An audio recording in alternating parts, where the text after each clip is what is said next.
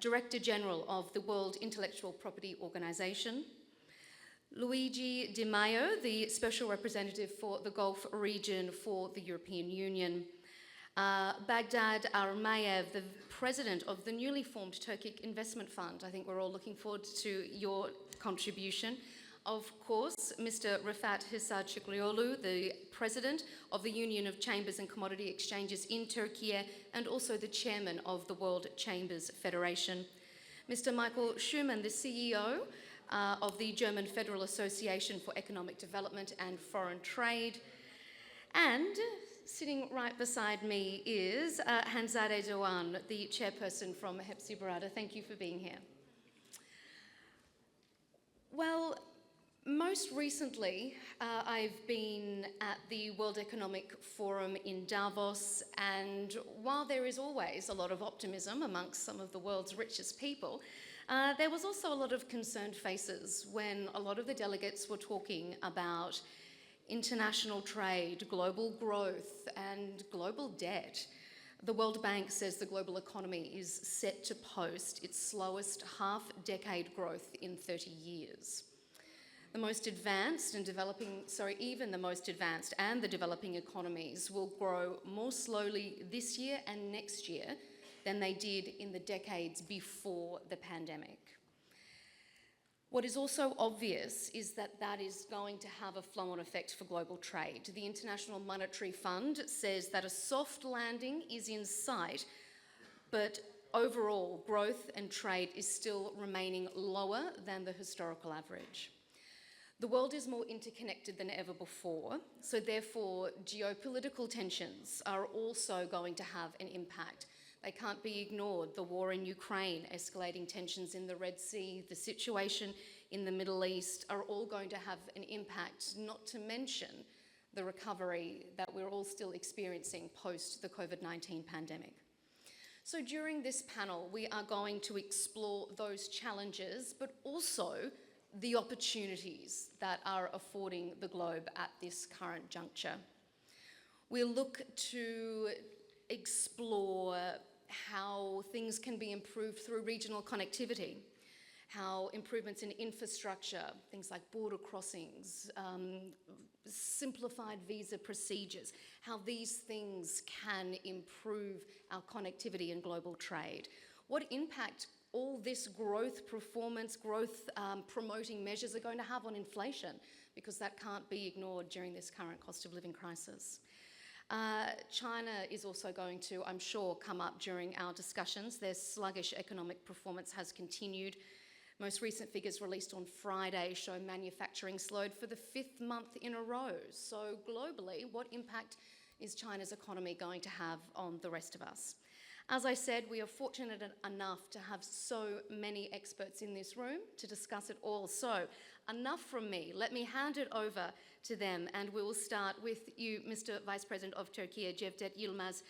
If you could talk us through what you see as some of the challenges and opportunities. Thank you, Melinda. I welcome all our guests, colleagues to Antalya, to this very important forum, and I thank all the organizers for this very important event. Let us talk about your agenda, which is sluggish growth and trade. As you have underlined, the growth and trade developments are under historical averages, and we face important challenges for all regions of the world. On the one hand, there are conjunctural developments like pandemic, like geopolitical tensions, and also anti-inflationary macroeconomic policies. These factors all limit growth and trade and reduce global welfare. But I believe there is also some structural underlying trends that we also should put on agenda, like the shift of production from west to east and new production structures globally. We have Bretton Woods system, that have been shaped after the Second World War, but now we have a new production reality globally, but our institutions are old. They are not renewed according to new realities. Our president, Mr. Erdogan, always emphasizes that the world is bigger than five in the context of, the Security Council of the United Nations. I would like to say that the world is bigger than seven in terms of economic conditions. That's a reality, but our global institutional governance have not been adapted to this reality. So I think we should discuss these issues. But of course, there are always innovative ways, opportunities, new ways of addressing these challenges. One is, I believe, bilateral and regional initiatives.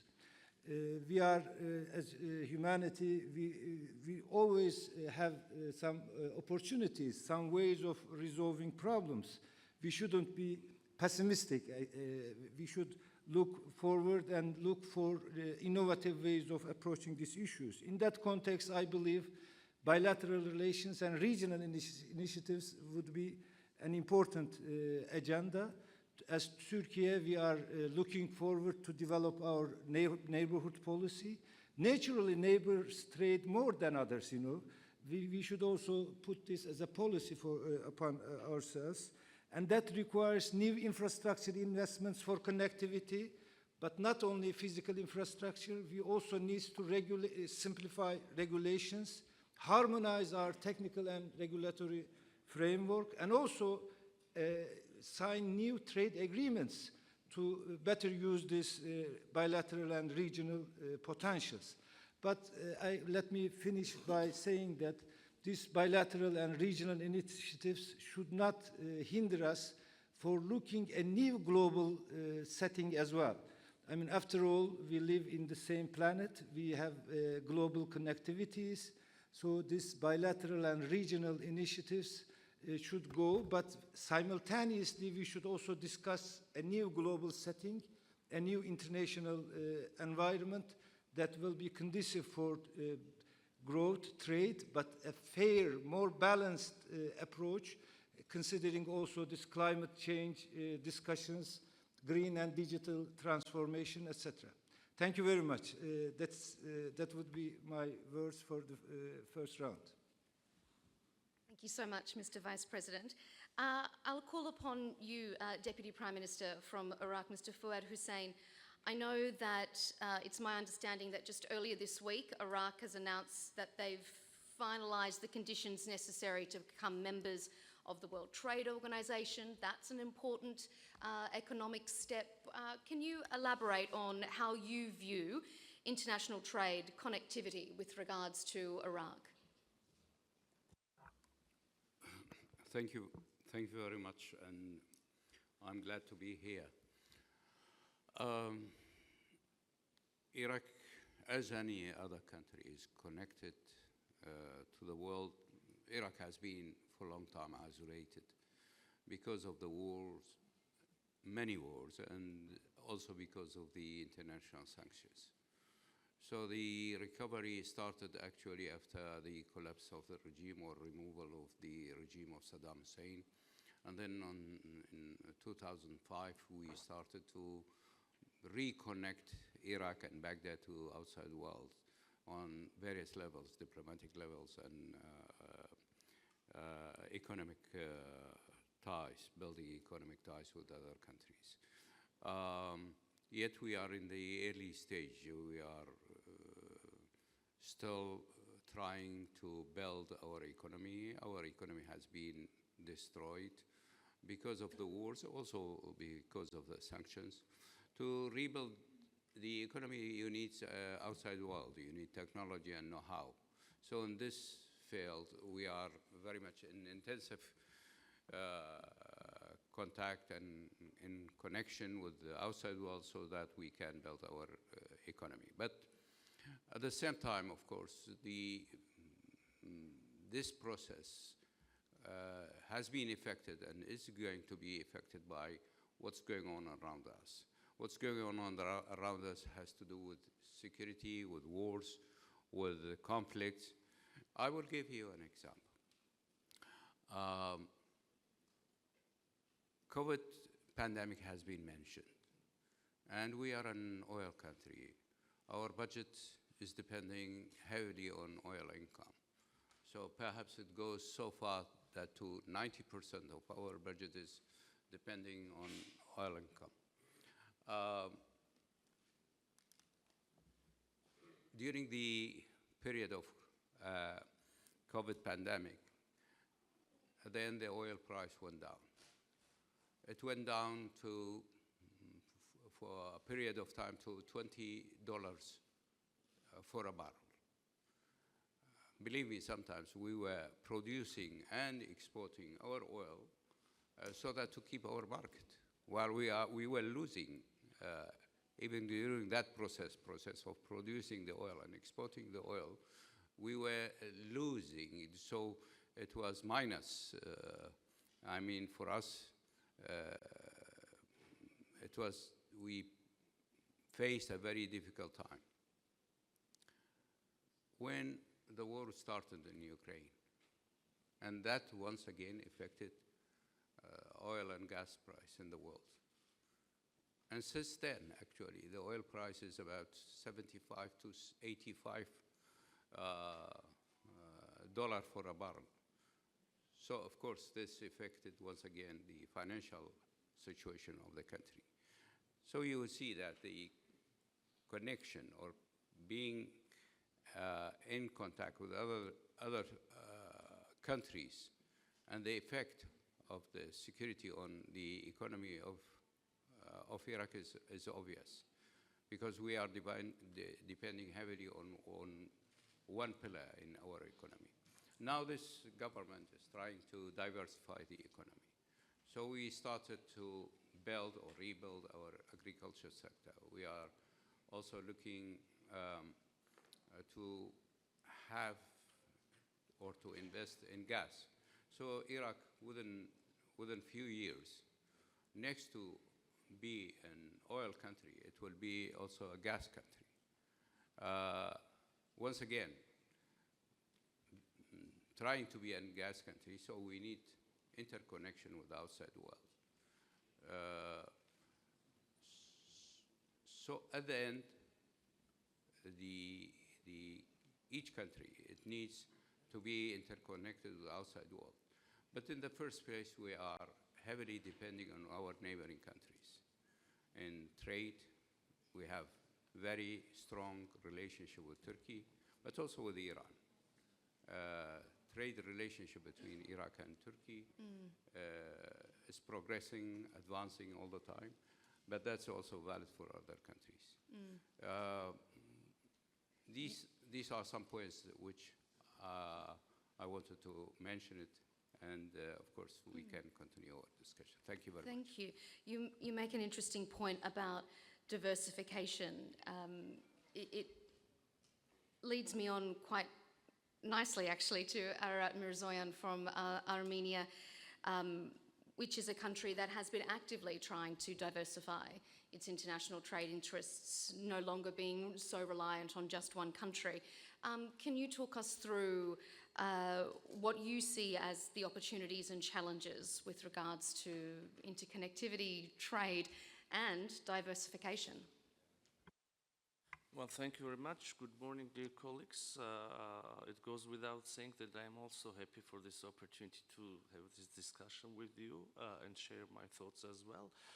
Well, whatever we say about interconnectivity, about making efforts to increase the international trade, transit, because also with the understanding that it will bring also to more people-to-people contacts, intercultural,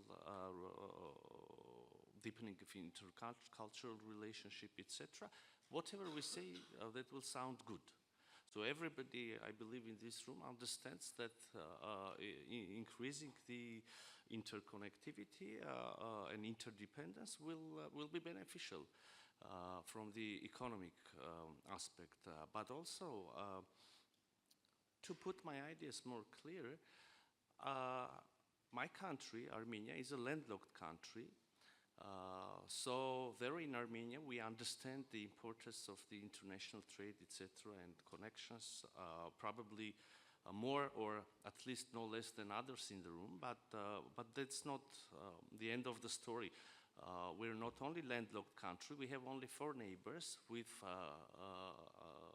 only 2 open borders. Our borders with the other 2 neighbors are closed, have been closed for already 30 decades. But this is a topic probably for another discussion.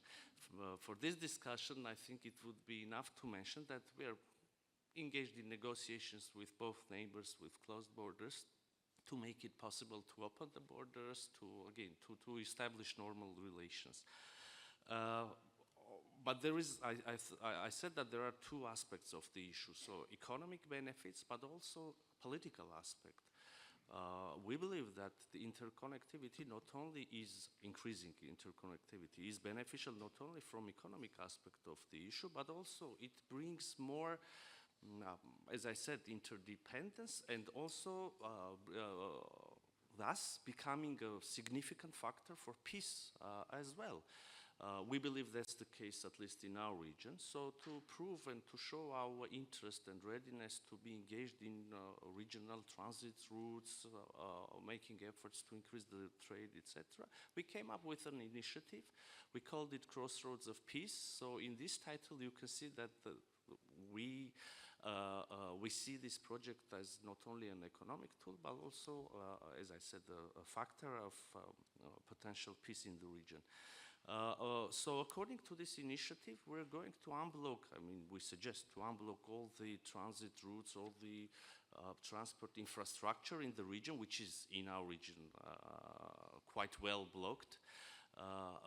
And we see this infrastructure to, we see 4 conditions for an environment where in which these infrastructures could be unblocked. And I will share these principles with you, and I'm hopeful that everyone in the room will find these conditions or this environment fair enough. So the first thing is that the infrastructure which is going to be unblocked should remain under the sovereignty of the countries on the territories of which they exist. This could seem a natural thing. No one else could see even a necessity to discuss the things, but when it comes to our region, the details are very important. The second thing is that all infrastructure should function according to the national legislation of the countries. Of course, having in mind that also the colleagues, distinguished colleagues, referred to simplification of procedures. We live in 21st century. We need to simplify procedures. There are modern solutions. There are technologies. It's not necessary to keep the people in line on the border for passport control procedures, but you can use, I don't know, eye scanners, etc. You can use electronic scanners for cargo nowadays. So if there is a political will, we always can find solutions as well. And a couple of 2 things, and I understand that I'm taking much of your time, but also 2 natural things, to me natural. So everything which is going to be done should be done in accordance with the principles of equality and reciprocity. I cannot demand from my Iraqi colleague to grant me an access to use their railways while denying them to use our railways in accordance with the principle, reciprocally. So there are details on which we can work together if there is, again, a political will, and we in Armenia were more than ready to do it. Thank you. It's an interesting interplay between economy and diplomacy. I'm sure that hopefully we'll have time to do a second pass of our guests, and I'm sure people will want to ask you more about that. Thank you. Let's hand over now to the Foreign Affairs Minister and Minister for International Cooperation from Djibouti, Mr. Mohammed Ali Youssef. Obviously, the Horn of Africa, the trade around that region is hotly watched at the moment. Give us an insight into how geopolitics is having a major impact on your region. Thank you very much. Thank you for having me in this panel.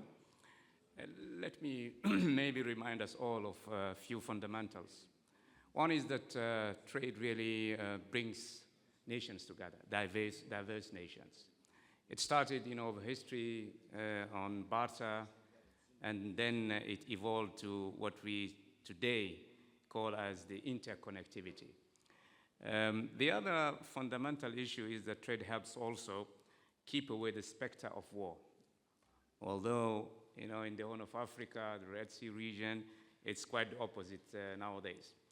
And the other issue I would like to pinpoint is that trade creates wealth and prosperity. If I can take you back to what is going on in the Red Sea in really a few minutes.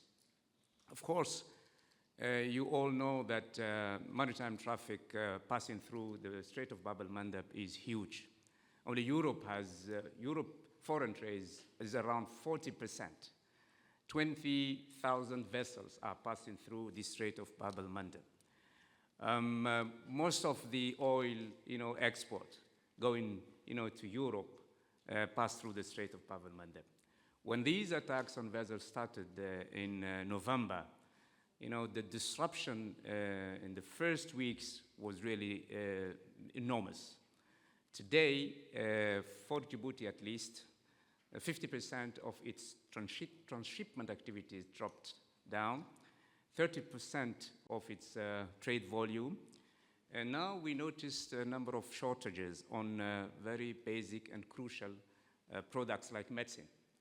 For instance, medicine coming from Turkey in containers are dropped in Jeddah because the vessels cannot go through the Strait of Bab el-Mandeb. Products coming from Southeast Asia are dropped in Salalah, in Sultanate of Oman. And then we are trying to use what we call feeders, small boats, just to go and collect those very critical products from those ports. Now, these are geopolitical problems. If we only focus on alternatives, saying, okay, let us adapt, let us be resilient, let us use other methods of facilitating, the transit, I think we will not put our fingers on the real issues. I think we need to focus also on the root causes. It's not reasonable to say, okay, nothing is going on, trade will resume, in a few weeks' time, few months, China will start again, it's a booming economy. No, we think, because we are the first collateral damages of these geopolitical regions, sub-Saharan countries. And look, Egypt has lost in a three months' time, 50% of its, income of the Suez Canal, $5 billion. Imagine the impact that the disruption of trade because of geopolitical tension can have on the global trade. Now, if you look at the map since December, you see, the movement of vessels. 90% of vessels are now going around the African continent. That has implications. Costs, inflation, shortages, and so on and so forth. And the more trade will be disrupted, the bigger will be the tensions. Because maybe you in Europe, close to Europe, you are a little bit safe about what's going on there. You have your reserves, you have maybe your business infrastructure going well. But have a look in the countries that have to, sustain that very, very dangerous situation. We had very fragile economies from the very beginning. And we were really coping with the global pandemic, the cost of transport crises, and so on and so forth. Now comes one of the most, disastrous crises in the Gulf of Aden, the Red Sea, and the Strait of Bab el-Mandeb. This will have a global impact on global growth if it is not tackled and handled properly and, in the fastest way possible. Bombing Yemen is not the solution. I'm telling you. Bombing Yemen. We are in Djibouti receiving European vessels to, make this strait safer. Now, the European Union has what they call ASPID, a new, program. They used to have, Atalanta, 4. We facilitate in Djibouti because the safety of trade and maritime traffic is essential for us. But the solution is not bombing the Houthis. Let me, finish in this point, and I will come back if you ask me questions. Thank you. Absolutely. I think I know I've made lots of notes on that. That was a very interesting perspective. I certainly saw you, Mr. Schumann, nodding quite vigorously. I'm sure there will be lots of comments. Hopefully we'll have time to come back around. Let's move on, sir, to the Minister from Rwanda, Minister for Foreign Affairs and International Cooperation, Mr. Vincent Biruta. Can you give us your sort of opinion on the challenges, the opportunities that this current global juncture brings? Thank you. I would say that in today's interconnected world, the significance of international trade, connectivity, and interdependence cannot be overstated. Indeed, it is crucial to recognize the profound impact that globalization, technological advancement, and economic integration will have on shaping our collective future. International trade serves as the lifeblood of the global economy, facilitating exchange of goods, services, and ideas across borders. It fosters economic growth, drives innovation, and creates opportunities for prosperity on a global scale. At the heart of international trade, of course, lies the connectivity. This goes from the interconnected networks of transportation, communication, and information exchange that bridge the geographical and cultural divides between nations. In an increasingly digitized world, connectivity has become more than just physical infrastructure. It also encompasses digital networks and platforms that enable instantaneous communication and transactions across continents. However, with increased connectivity comes greater interdependence, and no longer can countries operate in isolation, insulated from the fluctuations and disruptions of the global economy. Instead, nations are bound together by intricate webs of trade relationships and mutual dependencies, where the actions of one can have far-reaching consequences for many. These interdependence necessitates cooperation, they necessitate dialogue, and they share the commitment to stability and prosperity for all. This also means that we need to address these geopolitical tensions which could disrupt international trade, and examples have been given here around this table. So amidst the countless opportunities afforded by international trade and connectivity, challenges remain, and those challenges I could mention are related to rising protectionism, geopolitical tensions we talked about here, and economic inequality, which threaten to undermine the gains achieved through globalization. The other challenge I could mention here is the digital divide and uneven access to technology, which exacerbate disparities within and between countries, widening the gap between the haves and have-nots. And as we navigate these complexities, it is imperative that we reaffirm our commitment to an open, inclusive, and rules-based international trading system. We must harness the power of connectivity to bridge divides, foster understanding, and promote sustainable development for future generations. And I believe that by embracing our interdependence and working together towards common goals, we can build a more prosperous, equitable, and interconnected world for all of us. Thank you. Thank you so much, Minister. Marton Nagy from Hungary, we will turn to you now, the Minister for National Economy. Hungary is the #1 destination in Central Europe for Chinese investment, so interconnectivity, interdependence is a very real issue for Hungary. Can you give us your perspective?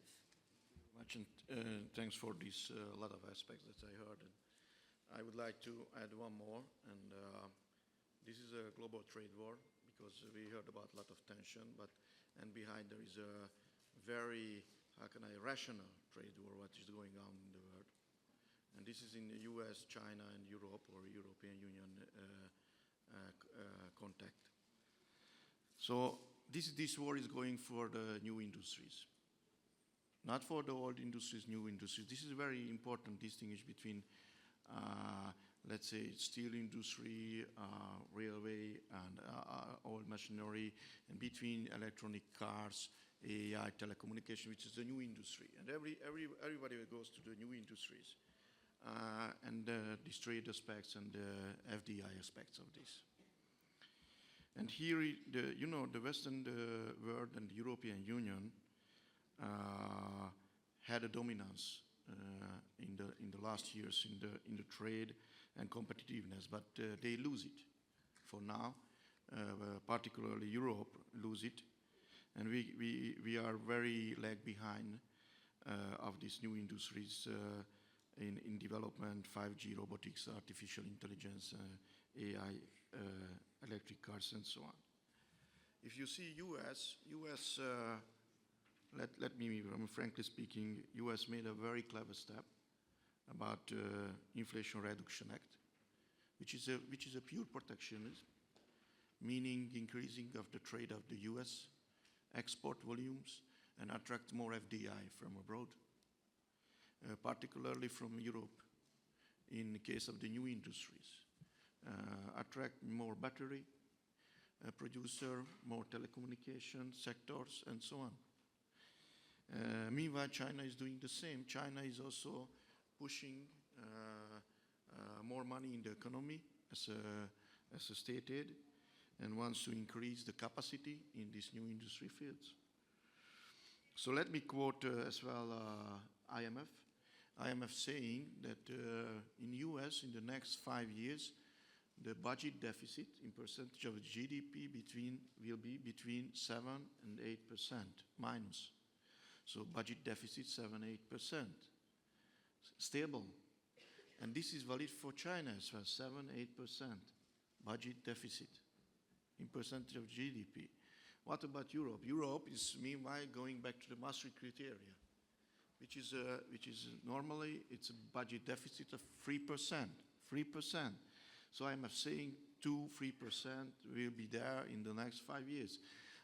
It's very easy to add that in the next 5 years in US and China will spend more than 20% of the GDP additional money to the economy compared to the European Union.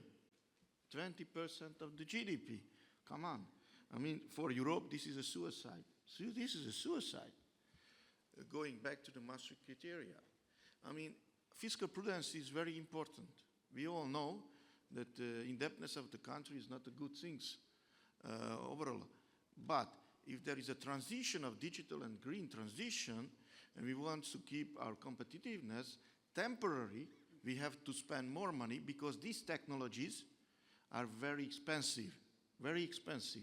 We all know that electric cars, I mean, Turkey has also a very good car, I heard, we got it, one, for your president. But come on, this is very costly. This is very costly. Expensive, the maintenance is also expensive. We have to subsidize it.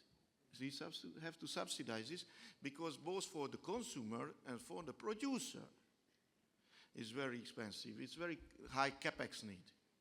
And after a size, it will be beneficial. I just met with, I think 1 month ago, with the head of the Mercedes, who's saying that electric cars like a catch-up effect.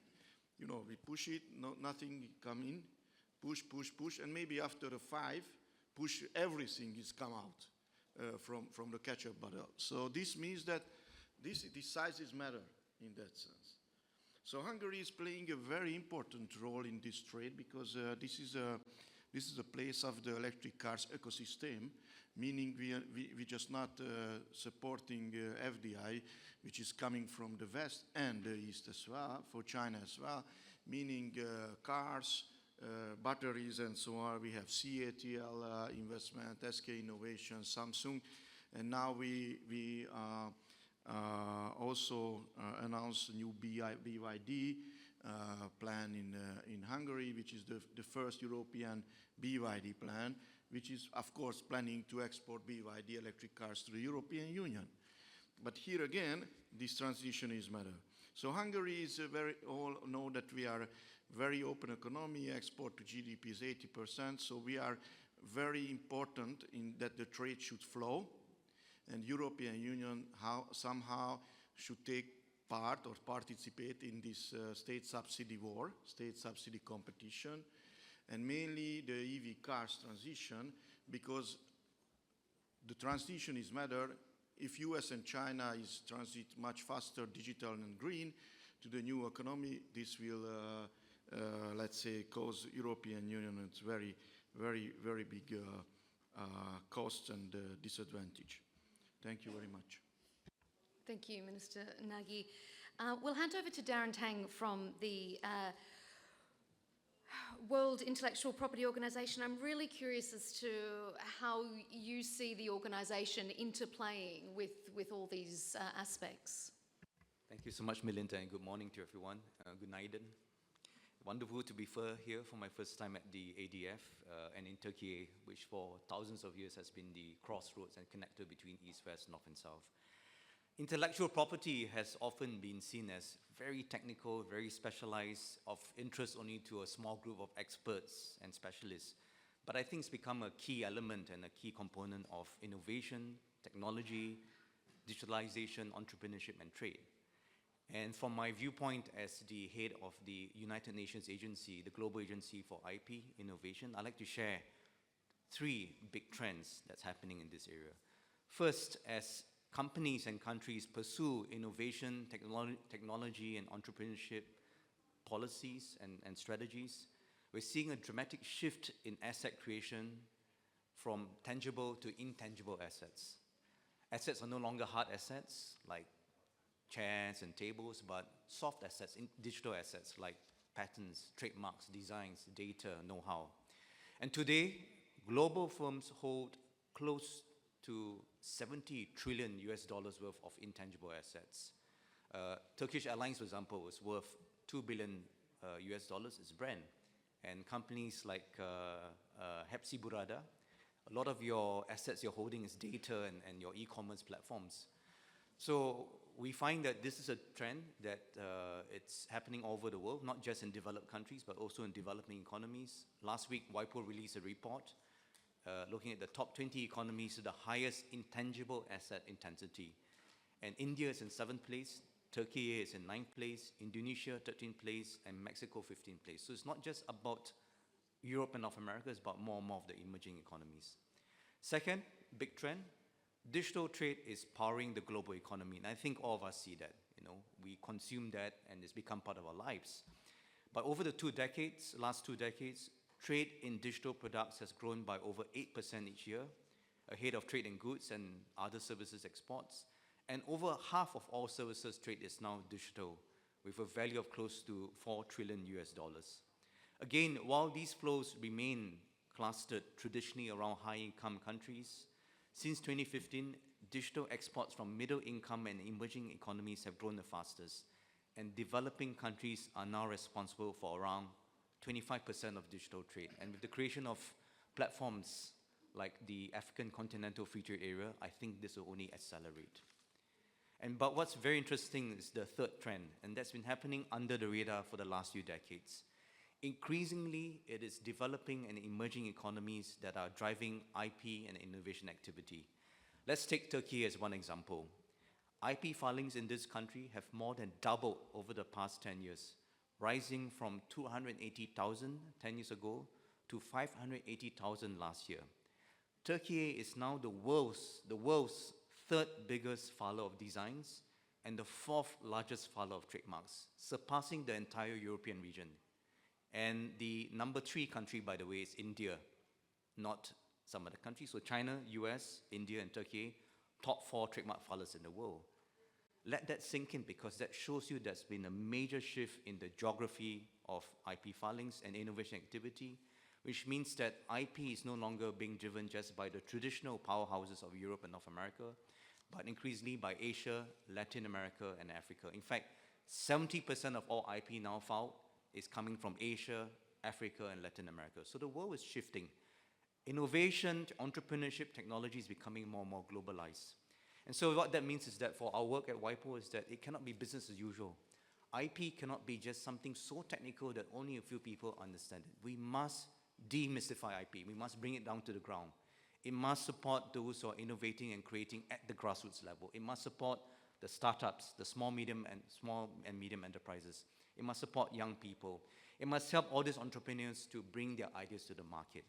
So we are doing this in several ways, and I will share more maybe if there's time later. But first thing that we do is that we are the only UN agency that provides services directly to the private sector.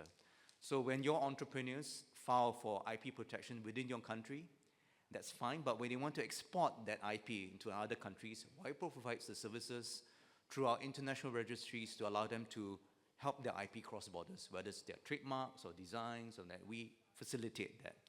The second thing that we do is that as a UN agency, we set the global rules. We bring everyone together to talk about the new and emerging areas in IP. For example, AI, artificial intelligence, its impact on music, its impact on art, its impact on technology. We also have two major treaty negotiations that are going on this year. One will be on IP and its relationship with genetic resources, and the other will be on simplifying the protection of designs for the designers around the world.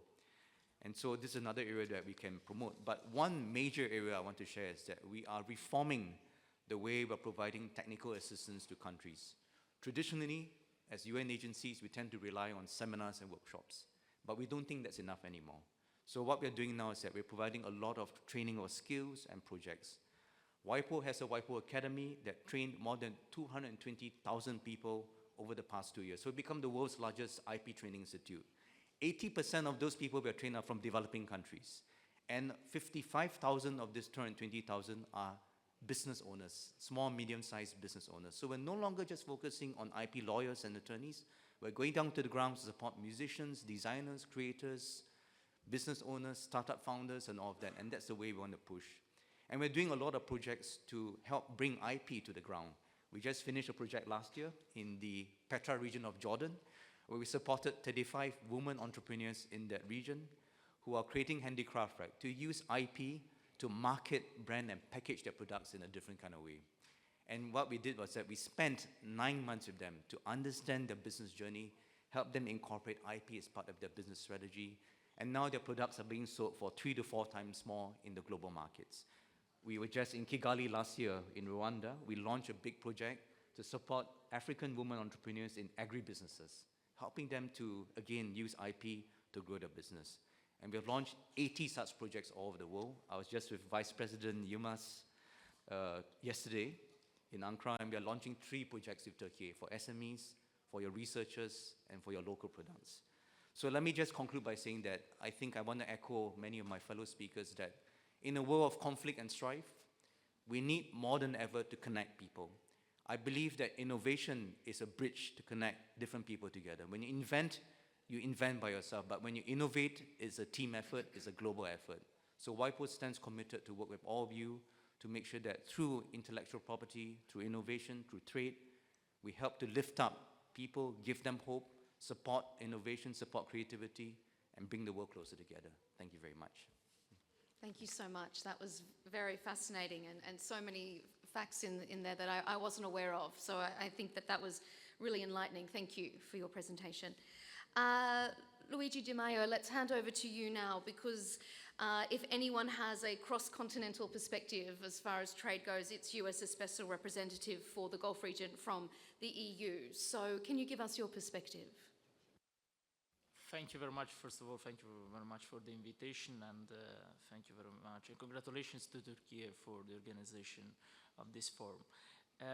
As many panelists they mentioned, we are facing 2 kinds of dynamics. The first are unexpected events, what happened with Ukraine, with COVID, then Ukraine, and then now the spillover of the Gaza conflict to the region. And second, the twin transitions, digital and ecological transition. These 2 transitions, for instance, for Europe, are increasing the need of raw materials. We are going to quadruple the need of raw materials by 2030 in order to implement our new Green Deal. the gas for transition, because from coal to renewables there is the gas for the transition. Hydrogen as a renewable energy crucial for implementing our Repower EU program. We are going to import 10 million tons by 2030 according to Repower EU program, and investments. The solution is in the title of this panel: liberalization of goods, people, in particular skills, and liberalization, if I may, even implementation of multilateral relations in a so-called multipolar world. I fully agree with the Vice President of Turkey. We are facing a new era with old tools.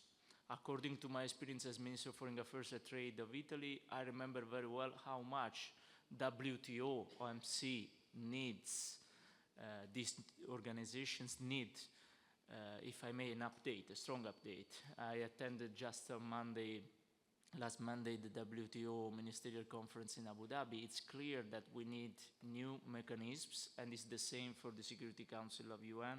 It's the same even we are discussing in Europe about the unanimity for some decisions. So we need to change some decisional mechanisms in order to face this new era. As special representative for the Gulf region, of course, in particular for the GCC countries, of course, are countries that are crucial for the multilateral coordination in terms of coordination for de-escalation, resolution of tensions and conflicts.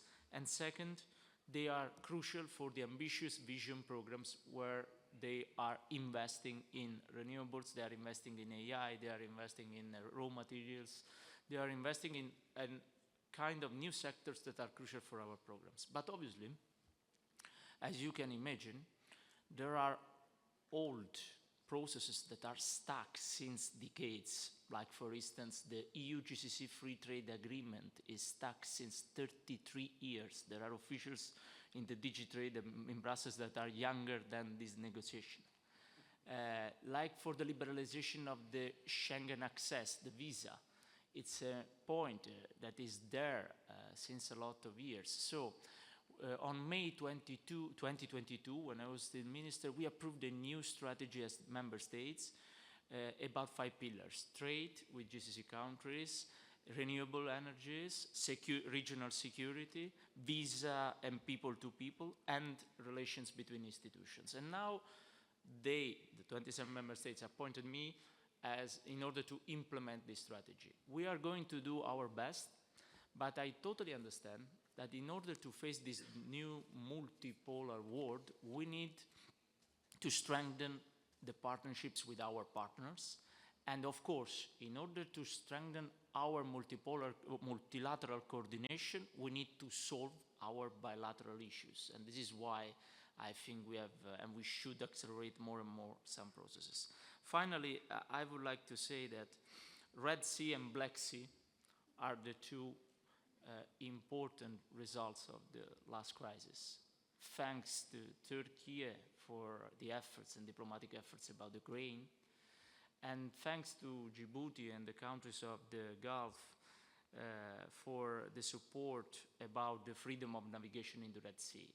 Obviously, there are many reasons why, in order to understand what is happening in the Red Sea. But at the end of the day, what is happening is affecting the trade at the global level, and we have to try to do our best in order to protect the freedom of navigation. This is why we approved this mission Aspides in the Red Sea. It's just a defensive mission with precise rules of engagement about that in order to escort the commercial ships, but in general, I would say in order to try to create a safer environment, perception of environment for the companies of shipping. We don't know what will be the result, but in any case, I think that will help even countries like Egypt, even countries like the countries of the region that are exporting their products and are going through the Gulf of Aden, Bab el-Mandeb, Red Sea, Suez Canal. And this is why the new mission will be crucial to coordinate with our partners in the region, like Iraq, like the GCC countries, in order to have a permanent and constant outreach to the countries of the region of how is going this mission and what are the results. And we will do our best even about that. Thank you very much. Thank you so much. Baghdad Amraev, let's turn to you as the president of the Turkic Investment Fund, a relatively new regional body. I'm curious to know what you see its role playing with regards to the region. Thank you very much, Melin. Connectivity and connectivity and interdependence in our region, in our geography, is about the connectivity and interdependence in the within the Turkic world. But before moving to talking about our fund, I would like to join the general discussion about the connectivity and interdependence in the globally. Of course, connectivity and interdependence underscores the interconnected nature of our globalized world, and over the past 3 years, especially this last year, 2022, we have been seeing a spate of concerning, record-breaking events. First of all, of course, the COVID-19 pandemic was the world's most challenging crisis since the World War II, and wars. In 2022, fatalities from armed conflicts and organized violence reached nearly 237,000 deaths. This is too much for our time, marking the 2022 as one of the deadliest years in the recent history. In terms of challenges the world economy is facing, the global inflation rate increased to 8.7% in 2022. We're talking about the last year's challenges, which was the highest global inflation rate since 1997. You remember, 1997, there was a crisis. Everybody was talking about the crisis, but today nobody is talking about this as a crisis because there are many other challenging issues. Also, in 2022, 85% of global central banks increased interest rates and tightened monetary policy to reduce inflation and prevent a recession, the fastest and steepest cycle since 2080s. So 2020 also is confirmed as the warmest year in global temperature. Date records going back to 1850, 150 years ago. So marked the intense heat waves and escalating wildfires. So these challenges are worrying. As we navigate these uncertain times, nations must work together to address the challenges we are facing. But who will lead the world? This is a question because multilateral cooperation mechanisms are getting weaker. United Nations and World Trade Organization.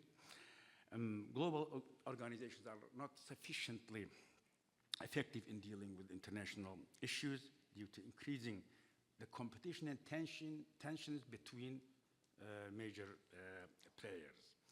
Wars in Ukraine has dramatically changed everything in our region, and it is going to change more.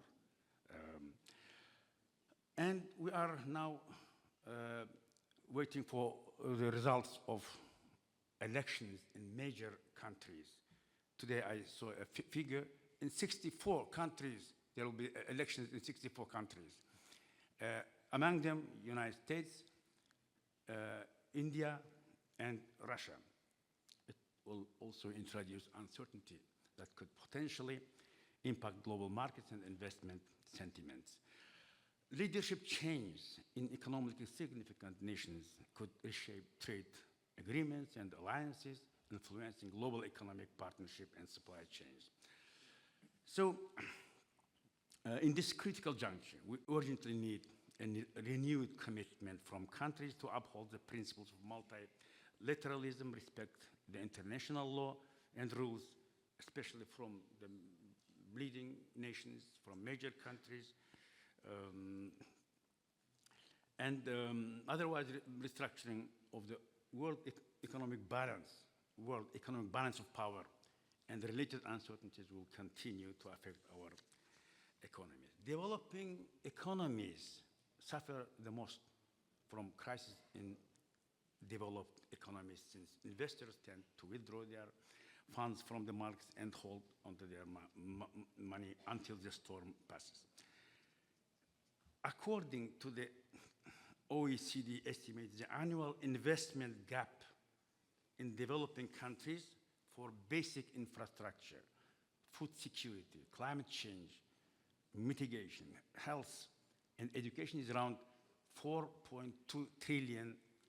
But from which sources this money should come? This is the biggest challenges the world economy and the world as a whole is facing. So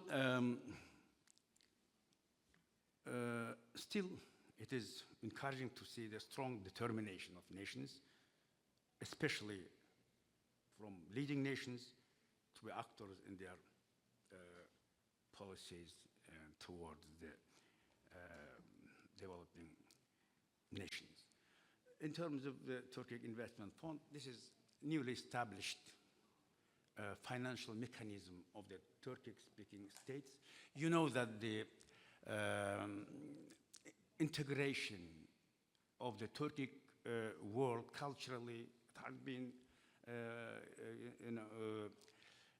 existed from the long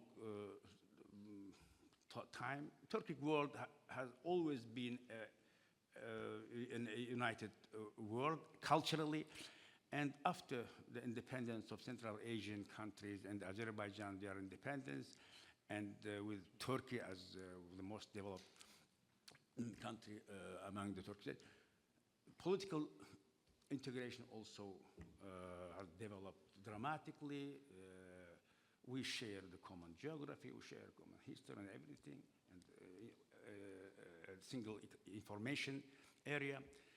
Of course, economy is our top priority to make our economies closer to each other and more interconnected. And our country established Turkic Investment Fund as the main financial mechanism to ensure the economic integration of the Turkic world more. Thank you very much. Thank you so much. Thank you. Mr. Hisar Çiklioglu, we heard from you earlier, but I invite you now to make your comments. We did have some discussion. I know that there was a meeting in Ankara just the other day. There was a big emphasis on small to medium enterprises. I look forward to hearing your thoughts. Thank you, Melinda. So again, I will make my speech Turkish. Please use your earphones. Hepsi değerli fikirli isimlerden oluşan. We have heard from very distinguished participants who shared food for thought, and they have offered a wide perspective for us. I would like to thank each and every one of them, and I would like to offer a business perspective. And in this century, trade is not only about commerce, but also politics, which plays a key role. Because we all know this, the countries that are part of the global value chain are more easily and more rapidly growing. And at the outset of this century, Turkey has been a case in point. With the transformative effect of the EU, Turkey has grown into one of the top industrial countries along with Israel. And it has become the country that produces the largest number of industrial goods. This includes car making, white goods, and ready-made clothing. We have become the main supplier for Europe. Right now, Turkey is the top car exporting country for EU. As Marto said, Turkey, with its own brand, with 100% IP rights owned, it now produces an electric car, and I hope that next year that car will be exported to Europe and we will see the car in European roads. In 1996, with the accession to customs union, Turkey has had a positive impact, and this has taken many industrial sectors and companies to the next level. And this shows the fact that trade generates wealth and protectionism makes countries poorer. And especially for the stability and the welfare of the developing countries, we need to make sure that trade is free. The countries that are integrated to the rest of the world and improving the environment for doing business, they will be wealthier and more peaceful. Look at Europe. After two world wars that converted the continent into ruins, after that, Europe has made incredible strides because first the European countries formed the economic bloc first of all. They considered each other as a trade partner. They ended the conflicts and finally they have grown wealthier together. And look at the past 1,000 years in Europe. Not even 50 years went by where European countries were not in war with one another. But thanks to this union, Western Europe has not engaged in any war with one another for the past 80 years because the trade is the most instrumental source of peace, because those engaged in war do not speak of war. And according to the World Bank, trade ties help reduce the number of people in extreme poverty by half. And in the same way, it also enhances the efficiency and creates jobs in developing countries and raising the living standards by keeping the inflation under control.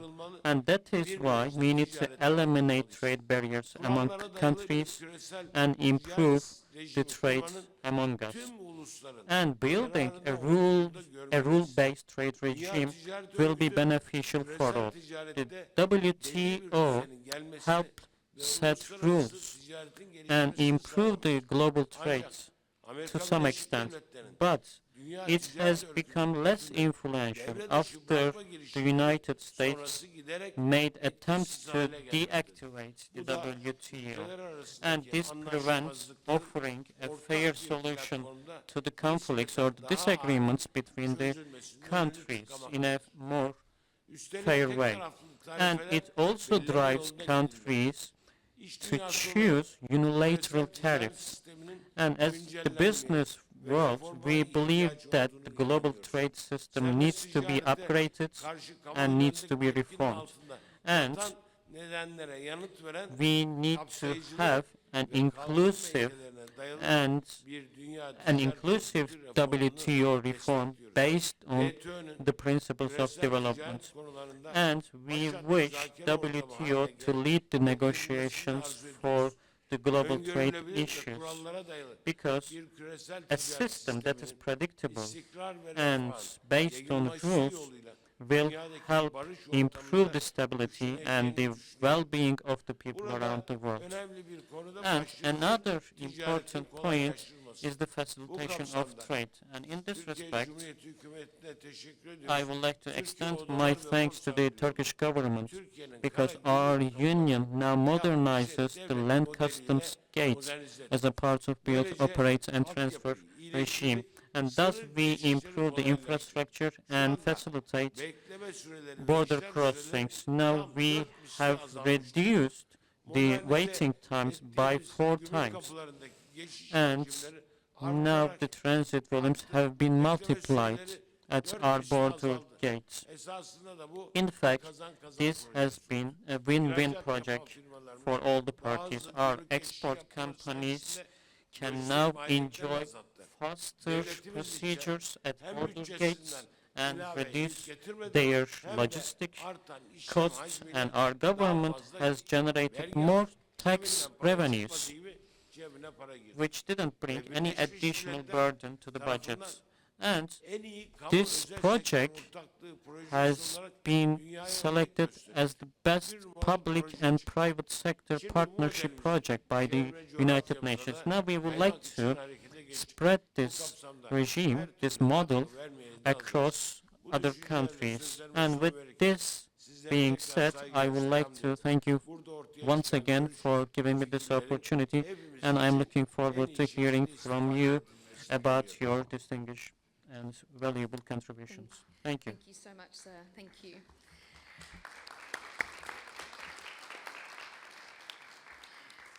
Mr. Schuman, you've had the benefit of hearing from most of our contributors, bar one, so far, as the president of the CEO of the German Federal Association for Economic Development and Foreign Trade. What have been your impressions and your comments for today? Well, first of all, I would also like to thank the organizers of the forum for inviting me to take part in this panel. This is the first time for me at the Interdependence Forum, and I must say that I'm quite impressed by the presentations, panels, and discussions I have witnessed here. Now, impressed because one can sense a sincere effort at this forum to jointly discuss and search for solutions for peace through diplomacy. And I think in these times, peace building is paramount. Making peace should be the top priority. Because if the global community does not succeed in preventing a further escalation of the conflicts that haunt us, there's no need that we hold this panel and talk about new ways to economic recovery, because there won't be any recovery then anymore to talk about in a long time. And I note here a remarkable difference to the Munich Security Conference, which took place in Germany 2.5 weeks ago. There everyone was talking about nothing but security, but from all we heard, the feeling that remained was one of lingering uncertainty.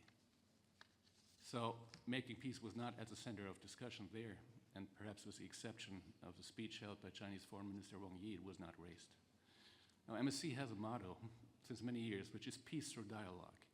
But however, part of a genuine dialogue is engaging with voices that challenge you and your beliefs, that at times may even feel like an imposition, that force you to get out of your comfort zone.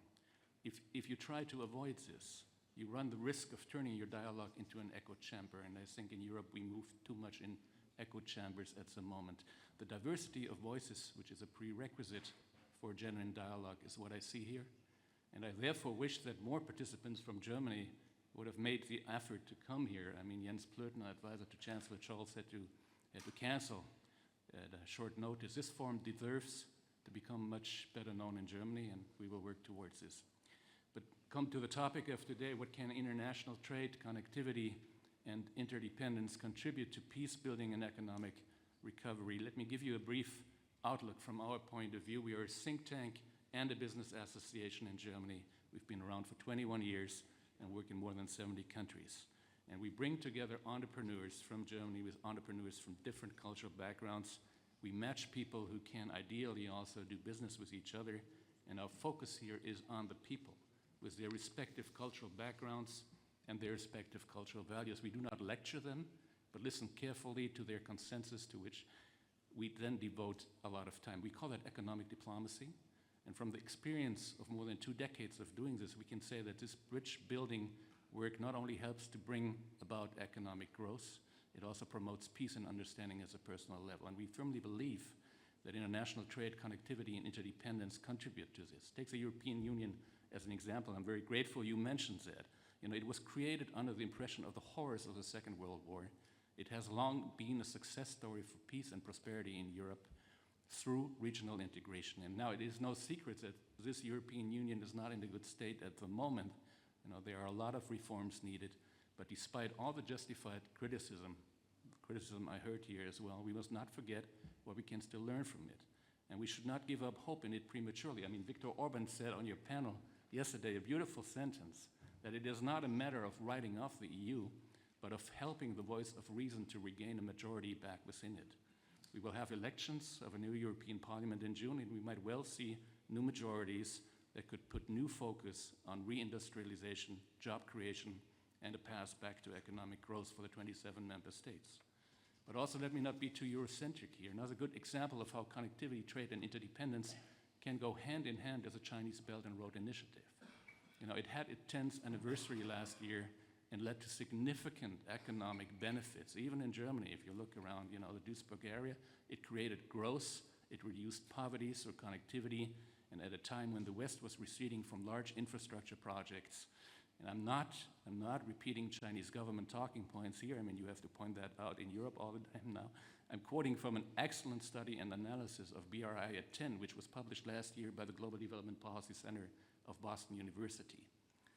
And last but not least, to address the question mentioned here, whether the facilitation of border crossings and the simplification of visa procedures can help address the slowdown in trade, yes, we do believe so. And we have been campaigning for visa liberalization for many years, for investors, business people, scientists, young talents who want to come and contribute to value creation in Germany. It should be made easy to come, not difficult. And I know that this issue is of particular importance to Turkey. And I think that Germany has a special responsibility toward the Turkish people in this regard. I mean, Germany's economic rise would not have been possible without the hard work of millions of Turkish citizens in our country. And even today, Turkish citizens and Turkish entrepreneurs in Germany are still making substantial contributions to value creation. So we owe Turkey a debt of gratitude for this. And on a broader scale, there's also much room for improvement when it comes to our visa procedures with regard to other countries. And when we raise the topic, as we have done for years in the past, you know, we often hear from politics about reciprocity. No offense. You know, reciprocity being the fundamental principle of all diplomacy. But I think extraordinary times call for extraordinary measures. And again, it doesn't harm to look to China here at the moment. They are showing us how to do it by declaring unilateral visa-free travel regimes and policies for citizens of more and more countries in order to boost their economy. And they call that unilateral opening. There's a theoretical concept behind it that it's worth studying and considering. Because sometimes, and I think especially in times of turmoil, what is needed is diplomacy with courage and with backbone, and not reciprocity. And I think you can learn both courage and backbone from entrepreneurs and from the private sector. Thank you. Thank you so much. Thank you. We've heard quite a bit of discussion and comments about digital trade fueling the global economy, as Mr. Tang eloquently put it. So let's hand over to you, Hanzade Doğan from Hepsi Barada, for a very unique perspective on exactly how it is. Certainly fueling the reduction in my economy, that's for sure, living in Istanbul. Sayın Cumhurbaşkanı Yardımcım, Sayın Başkan, distinguished guest, Mr. Vice President, very honored to take part in this conversation. Let me try to also wrap up what I heard around the table. I fully agree with President Hisarcıklıoğlu that trade can solve many problems. I also heard from our Vice President as well as from Mr. Ali Yusuf that the world has changed. The global order that we are used to after the Second World is almost over. And it did bring us a lot of peace, growth, globalization. We established United Nations, World Trade Organizations. We did have a pretty good period. It looks like the party is over and we need to start thinking other measures. When we talk about trade, it used to be since the 80s that trade was an output of, like, trade was above foreign policy. So you would have bilateral trade agreements and foreign policy would follow. It's the other way around now. now foreign policy forms and then forces trade to follow. So if talking about trade tariffs, regenerating WTO will not suffice. So when we talk about trade, we need to talk and think about geopolitics and political order of our new world. This is my first point. My second point is, when we talk about trade, as Mr. Tang mentioned, rather than thinking in the traditional sense of trade in goods and services, we need to start thinking trade in data, in software, in tech services. You know, geopolitics can prevent trade in goods to grow in the short term, but if new AI-based apps cross borders and reaches global audiences, we can go back to a golden age of trade with technology. And as a tech enthusiast, tech entrepreneur, I passionately believe technology can solve many of our global problems, from climate change to pervasive government debt to immigration. But there are two risks we need to think about. The one is geopolitics can overtake tech innovation, tech-driven growth as well. What I mean by this is we can be forced into a simple US versus China bloc, because the technology, big tech, became a tech nationalism in US and also in China. So these countries are forcing nations to choose between one of the bloc. And this is not sustainable, because all nations want strategic independence, all nations want freedom to act. So for the tech-driven global growth to be sustainable, fair, and benefits all nations, there needs to be another way of this US-China bloc.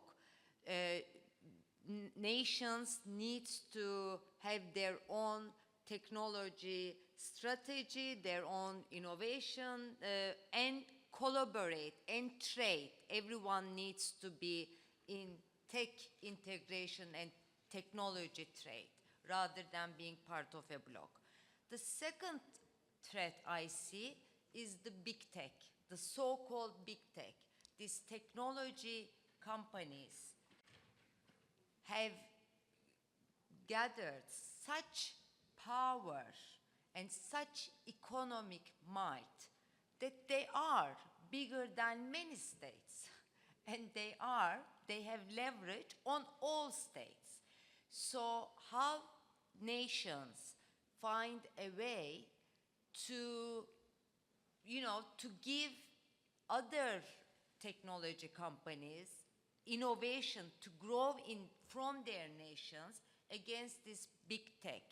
And I want to, this is a big challenge. All jurisdictions, from EU to Korea to every country I know, is trying to find the right balance to protect innovation, but also to, to deal how to deal with tech. There are some Nordic countries who appointed diplomats in Silicon Valley to deal with Google. I think, no, can you believe? So when I say these companies are bigger than countries, it is a fact. I think Norway has appointed the first, if I'm not wrong, the first diplomat in Silicon Valley.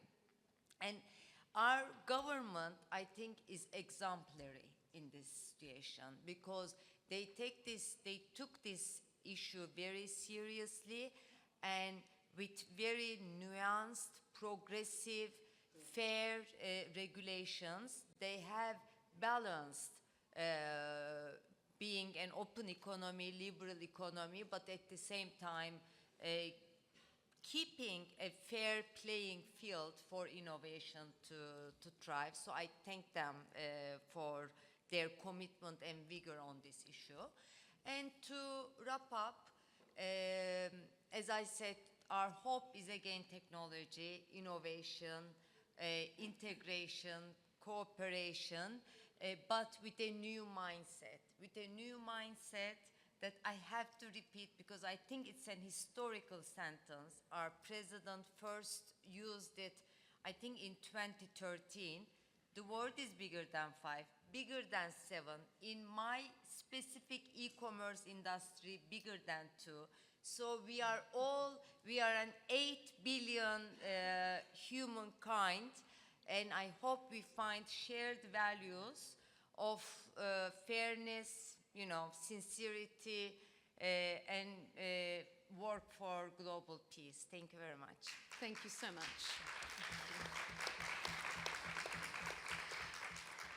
We have already just gone over time, but we are able to extend in this room for another 10 minutes. If any of our participants need to leave, please don't feel obliged to stay. I know that everyone has competing commitments, but I did just want to give our panel an extra 5 or 10 minutes to respond if anyone has any responses to make. Please, Mr. Vice President. Thank you very much. First of all, I am very happy to be part of this very lively and very useful discussion. We heard many interesting comments. Just a few points. First of all, I believe that there is no substitute for good domestic internal policies. We should start from our own policies and correct ourselves so that we can contribute to regional or global discussions. We have seen this in Turkey. Without reducing uncertainties internally, without creating political stability and credibility in your policies, you cannot be successful, either domestically or regionally and internationally.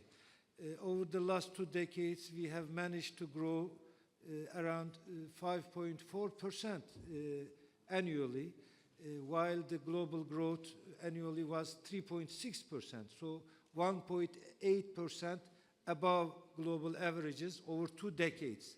And that has been achieved by political stability, credibility, predictable policies, and internal safety, security. So no substitute for correct, good domestic policies. Second point, anti-inflationary policies. They may be somehow growth limiting in the short term, but in medium and long term, they need for sustainable growth. We shouldn't be just focusing on the short term, we should also consider medium and long term. And also, I believe that these anti-inflationary policies are not only good for economic predictability, they are also necessary for social welfare, permanent, sustainable social welfare. So we shouldn't be blaming anti-inflationary policies too much for limiting growth. But the composition of growth is also important. How do we, the elements of growth, if we have the good policy mix set up, we can manage a reasonable growth together with fighting inflation, and this is possible. About this political relation between politics and economy, it is very interesting to hear different views. I do completely agree that we should have a political economy perspective. Economy, trade affects politics, and politics affects trade and economic relations. There is an interaction between those two. If we find a peaceful solution for Ukraine-Russia conflict, if the disastrous things on the ground on Gaza ends, if we have stability at the Horn of Africa, if actually many regional problems are resolved, geopolitical problems, we will definitely have a better environment for growth and trade. No need to say about this. And we need more diplomacy, not more bombs. And we should underline that nobody gains from war, conflicts, but everybody gains from fair peace. And we would like to see this in Caucasia, in Africa, in Middle East, in every part of the world, for humanitarian reasons as well as for economic growth, prosperity of the whole world. So diplomacy is not only important for politics, it is also important for economy. There is a two-way interaction. EU-Turkey relations, we definitely have possibilities for a positive agenda. I thank Mr. Schuman about this emphasis on visa liberalization or facilitation at least. If we are going to increase trade and economy, we need to simplify the life for people, especially for business people, for students, for researchers, for cultural, people. Why do we, make this? And Turkey is part of customs union, but unfortunately we face very, very important difficulties, and I thank you for your emphasis on this point. We also need to renew our customs union, of course. It is a win-win, but unfortunately, due to largely political considerations, we cannot achieve to renew this customs union. If we could do this, this also would be a good contribution to EU future and also EU-Turkey relations. So thank you for your emphasis. Another thing I would like to emphasize is digitalization, and we live in a different world, technological developments. It is not just goods trade, it is services or intangible trade, let us say. So there are lots of opportunities for this. Even distant countries can trade with services through digital infrastructure, but we have to make smart regulations for this, not individually but also collectively. We should consider about these issues. The last but not least, Mr. Tang has made a perfect presentation actually. I believe we need such an approach in all international institutions. More inclusive not only in terms of geography, but also in terms of including SMEs, women, young people, different sections of society. We need to have this inclusive international governance structures. And I think Mr. Tang has made a good exemplary presentation on this. We will work together, Turkey and WIPO, to further develop these issues. Property rights are not just, elite subjects. They are also related to our daily life for large sections of society, for a more innovative, for dynamic, future. So thank you very much again. I really appreciated all these discussions. Thank you. Thank you so much.